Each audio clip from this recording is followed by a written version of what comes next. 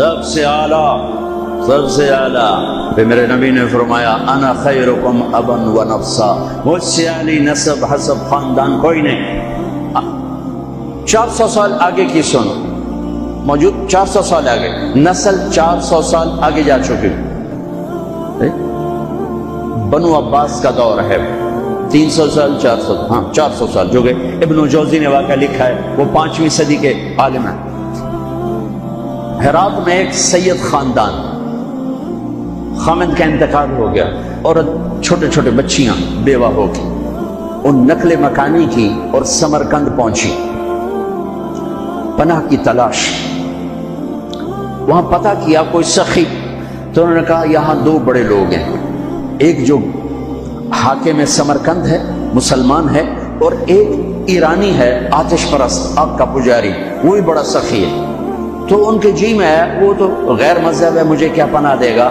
تو حاکم کے پاس گئیں کہ میں سید ہوں، آل رسول ہوں، لیکن میں مصیبت زدہ ہوں، میری مدد کر.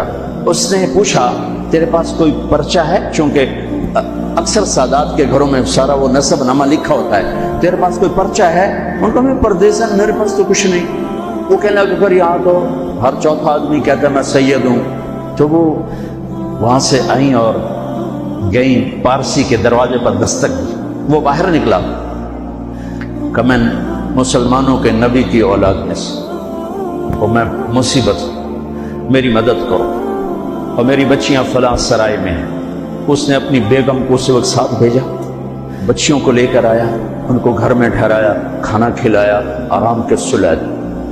رات کو حاکم وقت نے خواب دیکھا کہ جناب رسول اللہ صلی اللہ علیہ وسلم جنت میں ایک سونے کا محل ہے، اس کے سامنے کھڑے ہوئے ہیں، اور یہ حاکم وقت آ کر پوچھتا ہے یا رسول اللہ یہ محل کس کا ہے؟ تو آپ نے ارشاد فرمایا یہ ایک ایمان والے کا ہے.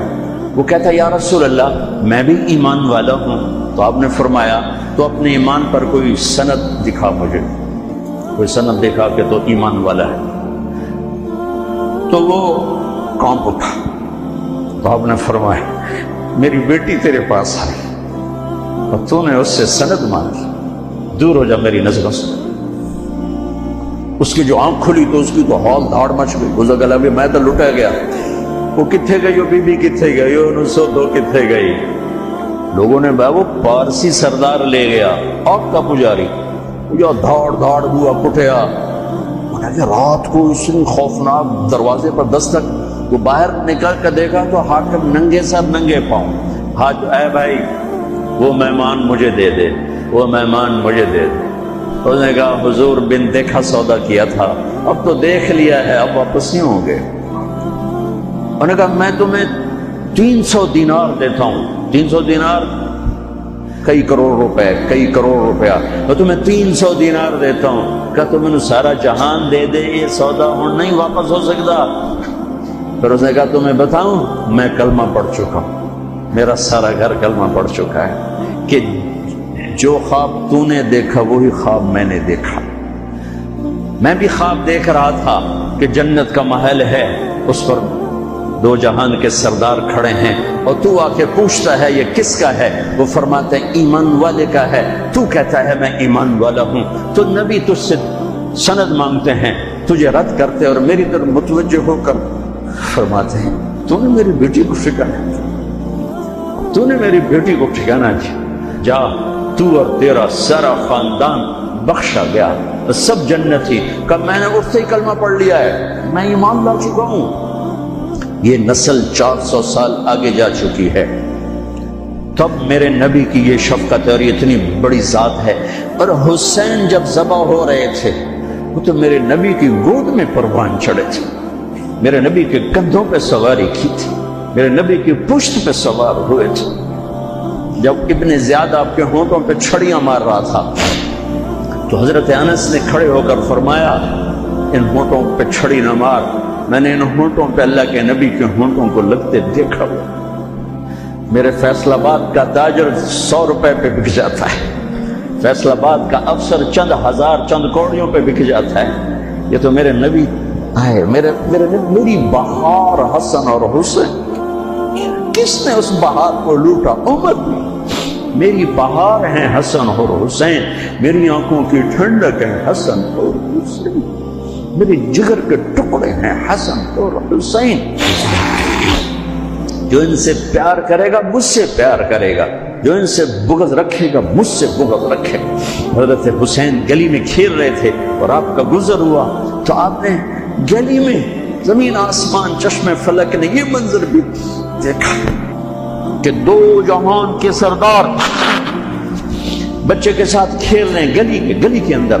پکڑو بھائی، پکڑو بھائی، حسین کو پکڑو، ادھر سے ہو رہے ہیں، ادھر سے ہو رہے ہیں، وہ بھاگ کے ادھر سے والصبي يلعب ها هنا وها هنا، وہ اچھل کے ادھر ہو جاتے آپ آگے ہو جاتے، وہ اچھل کے ادھر ہوتے آپ آگے ہو جاتے۔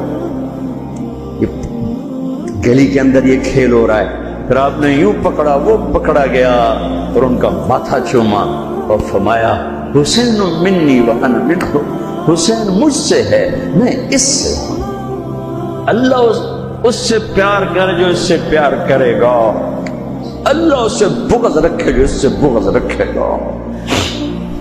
پھر چشمے فلک نے دیکھا اسے حسین کی گردن کو کٹتے ہوئے، اس کے بچوں کو ذبح ہوتے ہوئے۔ ارے بھائیو، بچے کے آنسو ماں باپ کو جھوٹا بنا دیتے ہیں، دغا باز فراڈیا بنا دیتے ہیں۔ بچوں کے آنسو، اور صرف آنسو نہیں تھے، خون بہ رہا تھا۔ اس حسینی قافلے میں 17 اہل البیت شہید ہوئے، 17، جن میں سے ایک ایک پوری کائنات سے زیادہ وزنی ہستی تھا۔ ایک ترازو میں ایک کو رکھو، ساری کائنات کو دوسرے ترازو میں رکھو تو ان کا وزن زیادہ تھا۔ اور اس 72 تو جان نثار تھے۔ اہل البیت 17، 19، 22 تک کا عدد آتا ہے۔ اور اس اہل البیت کے قافلے میں سب سے خوبصورت تھے حضرت حسن کے بیٹے قاسم، سب سے خوبصورت۔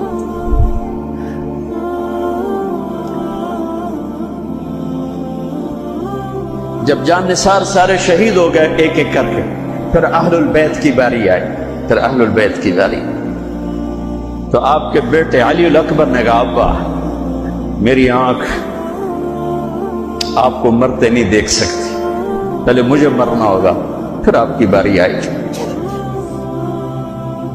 اور پہلے شہید اہل البیت میں علی الاکبر ہے۔ ویسے تو میں کہتا ہوں تمام صحابہ میں سب سے مظلوم ہستی ہیں حضرت علی بن ابی طالب۔ آپ تو صرف حسین عباس سنتے ہو نا، حسین عباس، حسین عباس۔ حسین بن علی فاطمہ سے ہیں، عباس بن علی، ابو بکر بن علی، عثمان بن علی، محمد بن علی، عبداللہ بن علی، جعفر بن علی، 7 بچے ذبح کیے گئے علی بن ابی طالب۔ امام زین العابدین ساری رات رویا کرتے تھے۔ ان کے ایک خادم نے کہا حضرت آپ ساری رات ہی روتے رہتے کیوں؟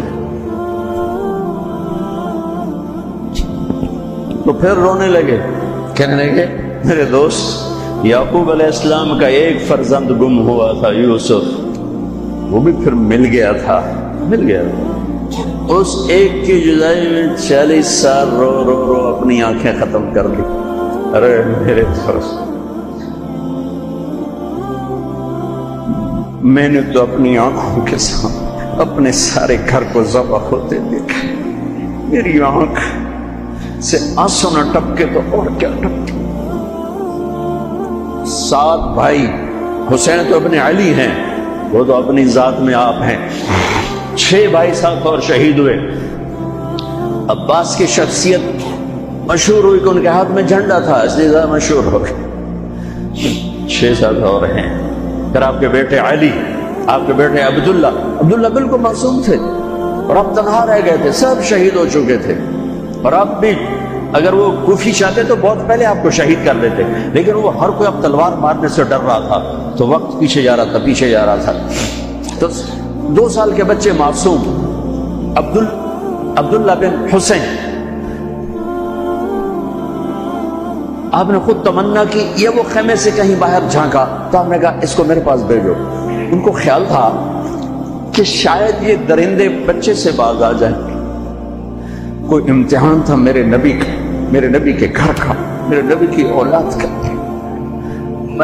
مجھے تو ہمت نہیں ہوتی سارا قصہ سنانے کی، آنسو کیسے روکو، سینے کو پھٹنے سے کیسے روکو۔ لیکن ہم نے ربیع الاول آتا ہے، ہم ڈھول ڈھول بجا کے پھر فارغ ہو جاتے ہیں کہ جیسے صرف میرے نبی 12 دن کے لیے تھے، اور محرم آتا ہے ہم رو دھو کے پھر ایسے ہو جاتے ہیں جیسے بس حسین کی قربانی 10 دن کے لیے ہے۔ بھائیو، ہم نے رسم و رواج کو دین بنا دیا۔ میرے نبی پل پل کے لیے ہیں، لمحے لمحے کے لیے ہیں۔ میرا ہر لمحہ میرے نبی کی غلامی میں ہو تو میں نے ربیع الاول کو منایا ہے۔ میرے روئے روئے میں اللہ کی محبت ہو کہ میرے بوٹی بوٹی اللہ اللہ پکارے تو تب میں نے محرم کو منایا ہے۔ نہ جھوٹ والا جھوٹ چھوڑتا ہے، نہ زانی زنا چھوڑتا ہے، نہ شرابی شراب چھوڑتا ہے، نہ ڈاکو ڈاکے چھوڑتا ہے، نہ رشوت لینے والا رشوت چھوڑتا ہے، نہ یہ بازاروں میں بیٹھے ہوئے ہیرا پھیری اور جھوٹ چھوڑتے ہیں۔